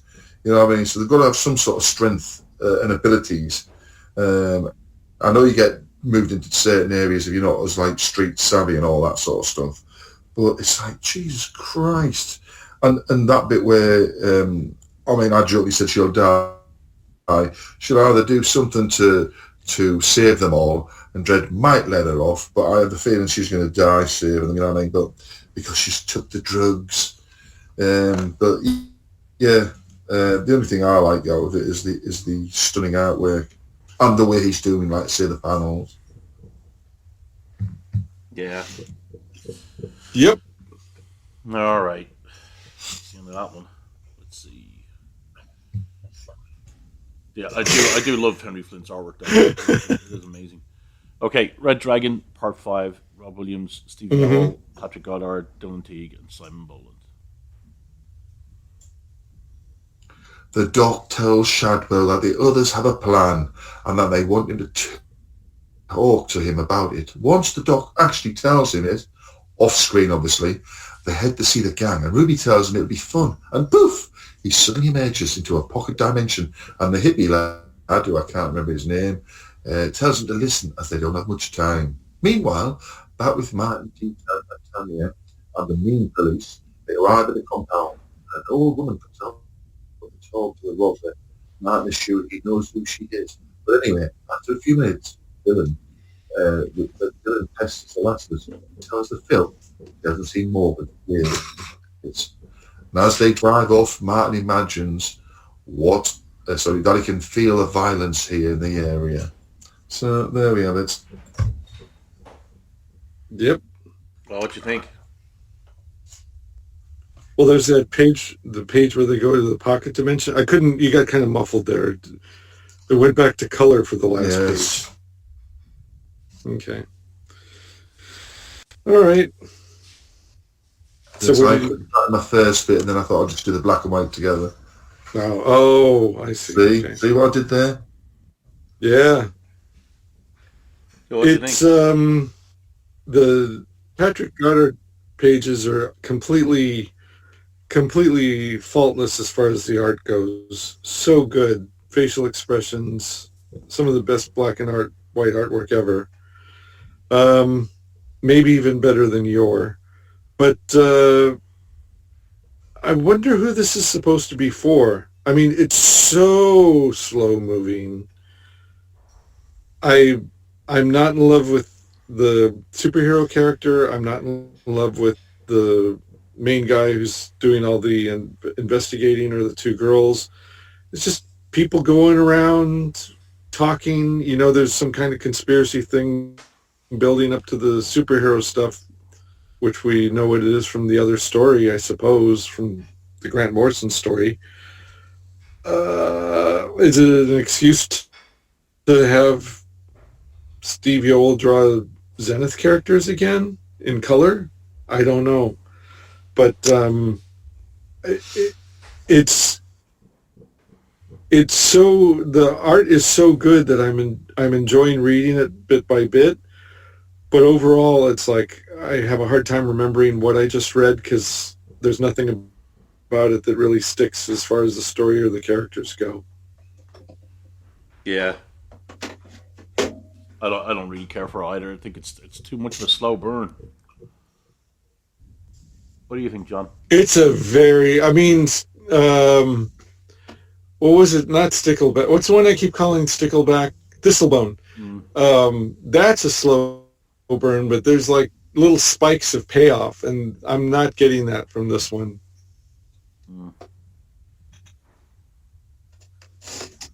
What do you think, John? What do you think, John? Well, I'm in agreement. It's so slow, and I know why they do off-screen stuff in the TV and films and stuff, but I think in a comic, when you do something off-screen, I just think, what is the point of that? Because reading it, I want to know what they've said. To me, it's a pathetic piece to do. Like I say, I understand in the films and TV, but in a comic, it's a different sort of way of enjoying the story. So just give us what you're doing. But to me, I think the reason this is a character-driven. Yeah, I do think the reason he did that is that he's going to reveal it later, and it'll be like a dun dun dun. That's why he didn't reveal it there. Yeah, that's the thing.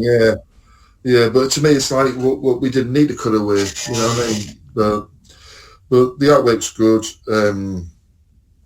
So let's see where it goes. But it's just taking so long. That's the thing. Yeah. All right. Void Runners Book 2, Part 6. David Hine, Boo Cook, and Nanny Parkhouse. All right. So we're on the Federation homeworld, and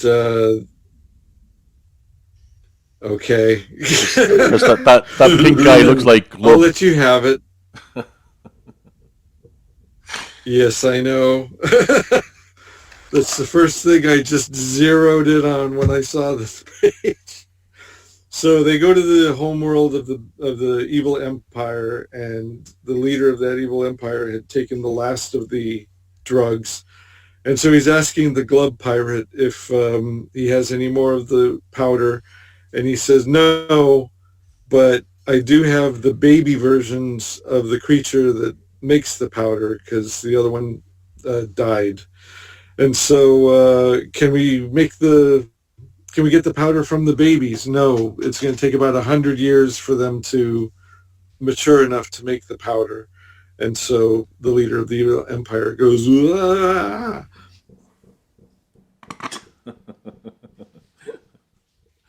Well, I didn't read it, so what do you guys think? Bar. So Alice gets the vaccine, tries to give the vaccine to the good people that need it, but they're like, oh no, we'll give them to our leaders because they think they deserve to be slaves. And so Alice's sidekick says, hey, why don't you take some drugs and you get some insight to know how to handle this. And so Alice sees her mother, says life is pretty cool.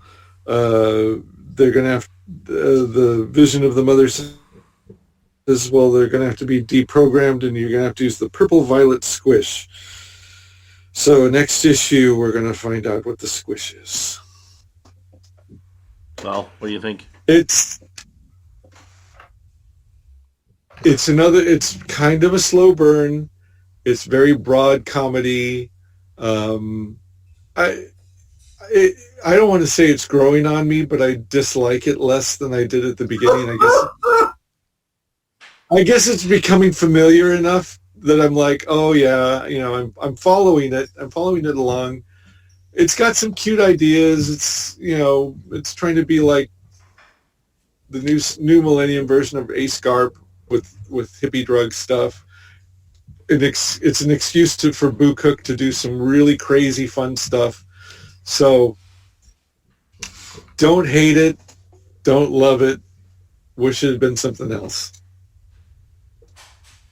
Yeah, I'm enjoying it. I like the world building, the artwork. I've always liked Boo's stuff, and I love his colour palette. To me, he's like very distinctive. Like when Colin McNeil does his colour palette, it's Colin McNeil instantly. It's that sort of thing. I did like the Glub character. Mm-hmm. That's an in-joke for us lot, and the people who listen who know who Glub really is. But yeah, it's just the way that the sort of like I'd say that this, well, not world building, it's more of a universe building with these saying like they've got the babies, but it's going to take 100 years to produce what they need. So it's all these sort of things that are sort of like, oh right, okay, we're going to go down that route.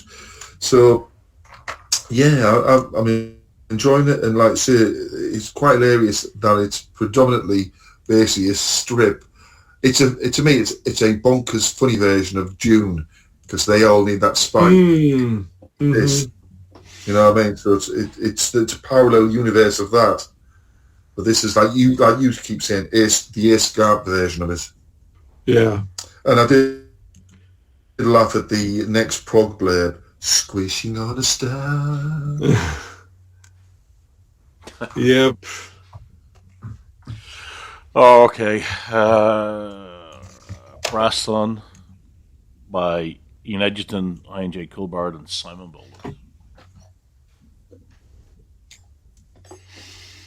All right, so the main character, Ren, with the eye patch, and the green-haired lady space pirate, they're on this world that used to be basically a pleasure planet, Las Vegas. They're infiltrating a villain space that's patrolled by evil cyborgs that had abducted a family with their laser nets. The green-haired lady's talking about another partner she had and how they got careless and her partner got killed. They need parts for their spaceship, so that's what they're looking for when they run across a room with all these humans that are tied up to the Matrix. And this space pirate lady says, hey, no matter what you see, don't worry about it. We just need parts. We got to get out of here.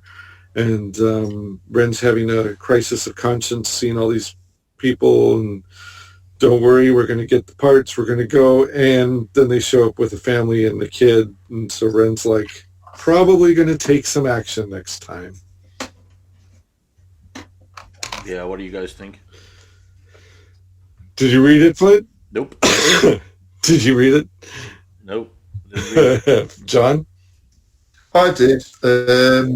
I enjoyed the art, apart from when the flashback bit happened, when they're saying that he got careless and he got killed for it, sort of thing, because it didn't. You know, when normally you have a flashback, it changes slightly somehow the imagery and all that, the way it's presented. Whether it goes like the basic thing would be going black and white, but this was just like, oh, what's going on here?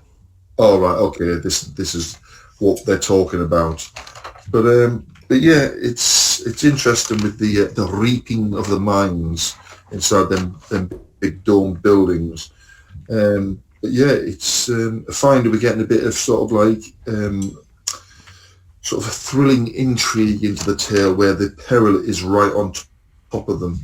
So it was the part of part 6 where it actually became like, oh right, we're going to go somewhere now. So I'm enjoying it more than I was in the previous 5 parts. Hopefully it'll continue with a bit more thrills in the next few issues. Well, what do you think, Rossy? It's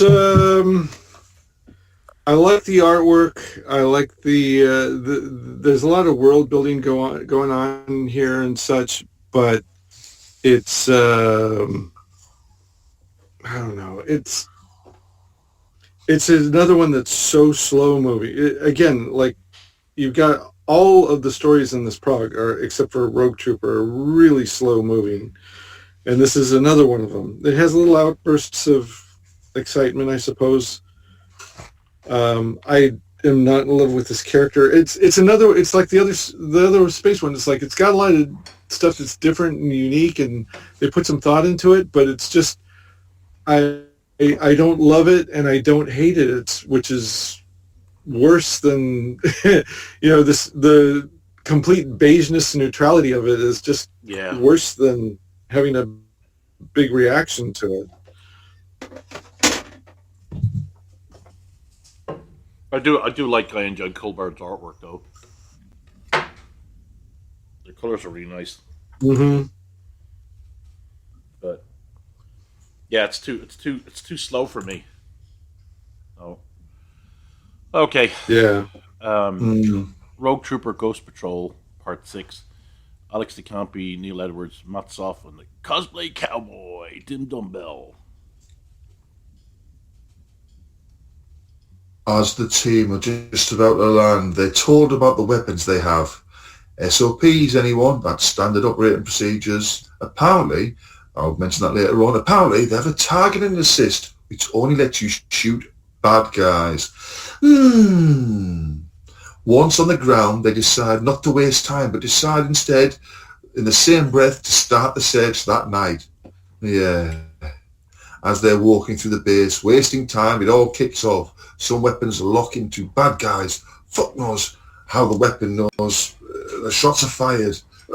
Confusion sets in, and it looks like the Nords have tampered with all the weapons on the base, and they're all target assist ones. Anyway, the 3 main bods see the enemy priming a bomb. They kill them, but are too late, as the 2 idiots set it for 10 seconds. Why? They run away from the base, and just at that moment, Rogue turns up in a Jeep vehicle thing and tells them a variant of the Arnie line. Jesus Christ! And then we see the bomb count down and blow the base up, but Rogue has put enough space between them, and so they survive. He then tells them that he needs their help to stop the 5th columnist who did this as they're in a comms centre. Well, I've got to say, this was diabolical. Everything about it. I mentioned the SOPs at the beginning, standard operating procedures. So they've had those weapons on board that craft that's coming down, and just before they land, they decide to get told about specific parts of new kit that they've got. What a load of rubbish. I mean, and then it's like they're setting the bomb for 10 seconds. So the people who setting the bomb want to be blown up in the blast. Ridiculous. And once, and you mentioned the term, I can't, foreshadowing, is it? Where you mention something, like, or you show something like an axe earlier on. Well, that was with the weapon, wasn't it? Oh, look, it's a target assist. It'll only show bad guys. Straight away, I was like, in this Prog, not next Prog, in this Prog, that's going to be going wrong. You know what I mean? And it did. And I just thought, Jesus Christ. It's like, do you know what? It's like a 10-year-old kid at school has been told, write a story and we'll have a little read of it afterwards. And then the teacher goes, well, that's illogical.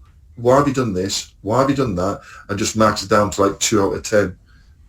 I just hated it. You know what I mean? It's just everything wrong about comics is the way this is written. It's just childish. I did think. Is this I did think that the goggles that Rogue is wearing is really funny. That he doesn't actually need them. I know. I forgot to mention. Right. Yeah. Right. Go ahead, Rossy. It feels like the point of the story now is AI is bad. AI. Oh dear. It's So yeah, it's I do like the artwork, but I mean it's Alex de Campi. She can't write for shit. I mean I read her story in the Judge Death special, the Dark Judge special, and it's like, hey everybody, remember you have to do your Mr. Plinkett voice, Rossy. Remember Boing? It's like she read the earlier stories and that's it. Like I don't know what research she does at all when she writes. well, this one has 2 dads, so representation matters. So I did like the stuff he wrote a while back. Remember that what was that Grindhouse thing she wrote a while back, Rossy, like probably around 10, 15 years ago? Bitch Planet or something? yeah, that was okay. I mean, pretty good. At best, she's okay, and yeah. But again, it's kind of like it isn't anything really different. For same thing with Bitch Planet. It isn't really anything wild.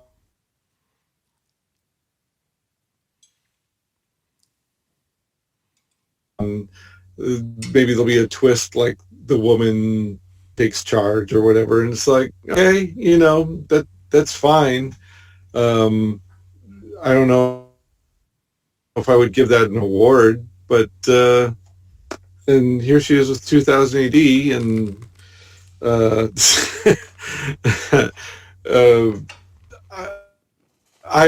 I can't even tell you how much I hated Full Tilt Boogie towards the end, but to her credit, it's a Rogue Trooper story with a lot of shooting and skidding dune buggies and attempts at action and stuff, which is a real spike after 4 very slow burn stories. I think the problem is not so much the writer; it's Rogue Trooper himself. I think he's like he's an anomaly because we all know the future war won't be fought with humans or even clones; it'll be fought with robots and drones. That's what you're seeing in Ukraine and Russia at the moment. So probably ABC Warriors with the Vulcan War with Hammerstein on the front lines and all the robots, and Savage is probably more to the future than this. It doesn't. It seems kind of like archaic and kind of out of place, like Rogue. Right. That's why I think I'm hoping for Rebellion's sake the movie does good, but I can't see it because it's so weird. It shouldn't be around. You know what I mean? It's so out of place and so out of time. It's like, what, 40 years ago, 2000 AD asked a bunch of English schoolboys, what would you like to see in your comic? And Future War was what they voted on, was the thing that got the most votes. So they said, all right, here you go, here's Rogue Trooper.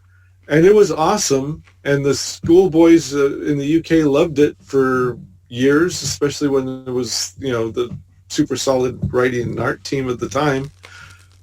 But they're still trying to sell it like it's some kind of new revolutionary thing. When it was played out, it was winding down, played out when Will Simpson did the Friday thing. I mean, I liked it. I liked that one because it was different from just grinding out the same stuff that had gone on before. And now he's like who is it? Hawkman, Hawkgirl, who has this so convoluted. The history is so convoluted.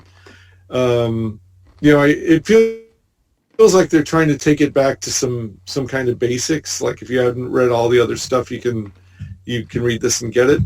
But like Future War is just like, and 2000 AD in particular has done so much of it. They've got, this and Jaeger and New Earth stories where Rogue's like not even anywhere in the picture. They're trying to make it into this like franchise that stopped being interesting and exciting like 20 years ago at least. So good on you for trying, but then you're going to sit there and wonder why kids like to read Chainsaw Man. Yeah, well, I think it boils over to it comes back to the Drucktober thing that we're doing. Like, how would you save 2000 AD in the Meg? And I think some guy just put it into ChatGPT, or Meta, to see what Meta would come up with, which is kind of interesting. I think he posted it online somewhere. Let's see. He had it's Jeff Tiley. What said, the results? Crowdfunding. That's how you save it. Yeah. Crowdfunding and partnerships with entertainment companies, gaming and entertainment companies. Well, that's, reconnect with existing fans, which is what they don't do. They don't really engage. So, I mean, I think how you save 2000 AD is you give the likes of Michael Carroll, who created 2 original stories in Silver and Imperator Vex or whatever. I can't remember his name. Imperious Vex or something. You give them a deal. You give the writers. Oh, Proteus Vex? Yeah, Proteus Vex and Silver. You give Michael Carroll a deal, or you give the writers or creators a deal, a creator-owned deal, and that way you'll have the best stuff for your comic, right? So they don't tend to do that. They tend to just bring out the dead horse and flog it all the time. I mean, it's getting to the point where anytime you see something from the past pop up, we roll our eyes, because it's like they have, like John said, Tharg is the house of no ideas, So I don't know. Yeah. Yeah, it's like bringing back Sam Slade for that one shot, which is nice, but they don't make it a regular thing. Or at one time they were bringing back Ace Garp on a regular basis. Oh, we have a little cry. What you crying for, buddy? Oh. All right. So anyway, I think the Prog. I think Rogue Trooper is just one of those weird things that's completely out of place now. Yeah. I mean, if you're going to make a movie, I would think Strontium Dog would be a movie on a modest budget. Strontium Dog would be the more obvious choice, but they want to they see something in Rogue Trooper that I don't. And like you said, I wish him well too. I really hope the movie's at least good, and I hope the movie is profitable. I don't wish them any ill will whatsoever, but it's just. I'm forcing myself to read this now, and it would be God bless every single person who still enjoys it and reads it, and it's something what it's like to read on a Saturday afternoon, and what it's like, go on with their day. It's like doing a Rogue is so out of place with his kit and his gear and everything else. It's like doing a Future War story where they're fighting with Civil War weapons. Right. Well, I mean, it came out around the same time when the those military comics were at their peak, and apparently they were so good, or they hit the right spot on their target audience so much that you got guys like Simon who run the Warlord and Commando Facebook groups, and there are still like middle-aged guys in their 50s or older in those groups celebrating how good the art was and the stories and whatever it meant to them back in the day. But that's so niche now. We're probably down, they got to be down to like maybe a few hundred active fans top. And there's probably a couple dozen at most that are like the most active, you know how when you have a group, there's like that dozen guys, it's like posting shit every day. Yeah. So that's who that fan base is, and there's nothing wrong with that. That's that's awesome. But if you're trying to reach the kind of audience you're going to have to sell a movie or make a cultural impact in the 21st century, it's and I don't see anybody who could do it is off doing something else. They're not doing comics. They're self-publishing a book, or they're just doing artwork and posting it on ArtStation or Instagram. There's places where young people are going for their entertainment that we don't even know what they are or where they are. And then by the time we hear, was Webtoons the first? Was that when I said it? Was that the first time you guys heard of it? No, I heard about it before.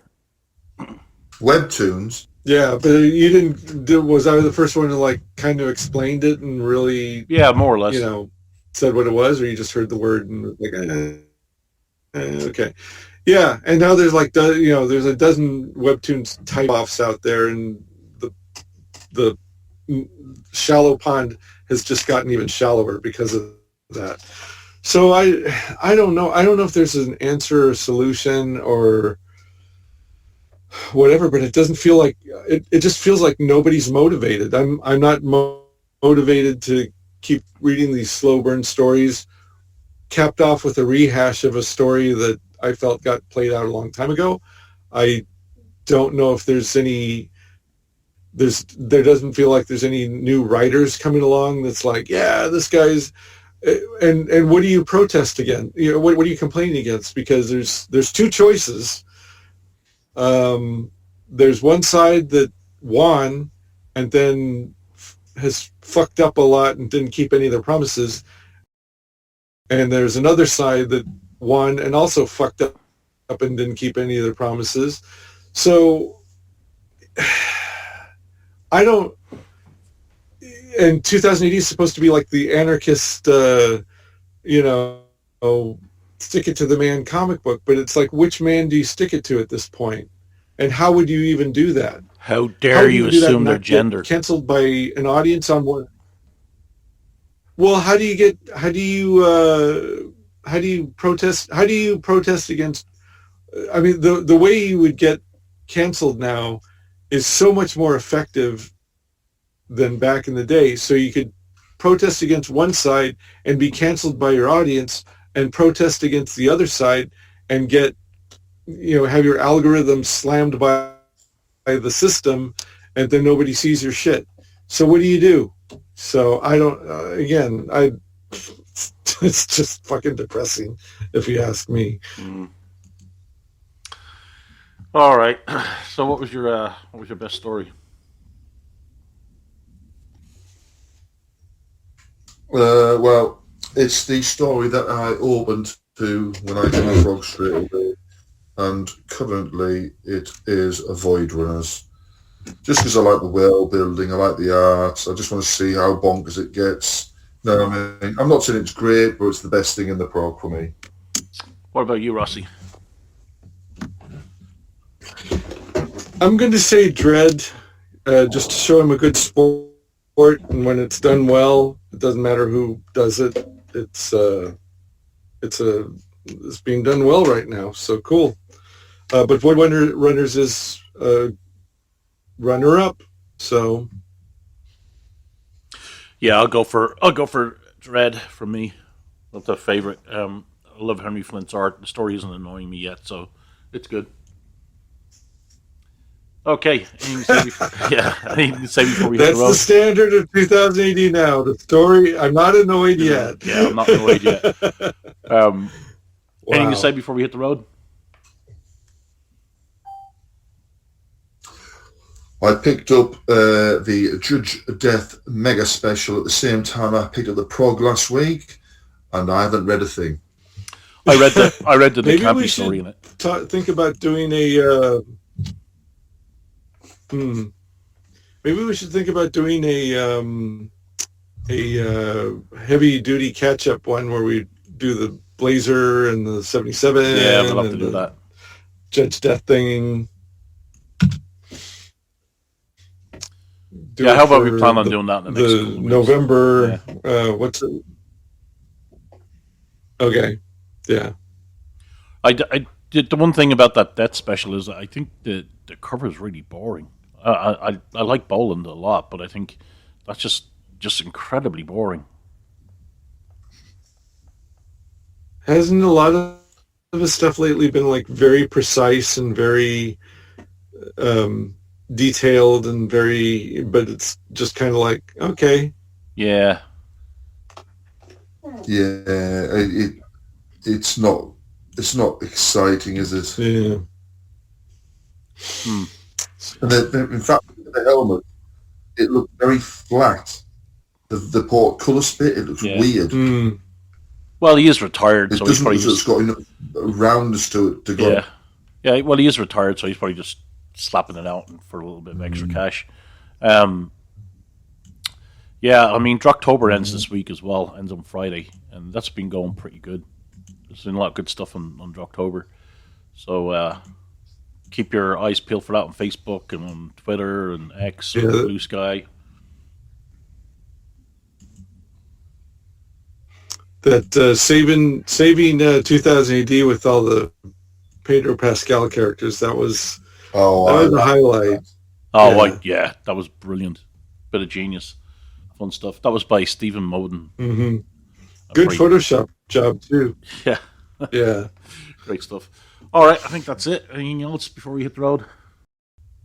Not for me. No, all right, I'll stop recording.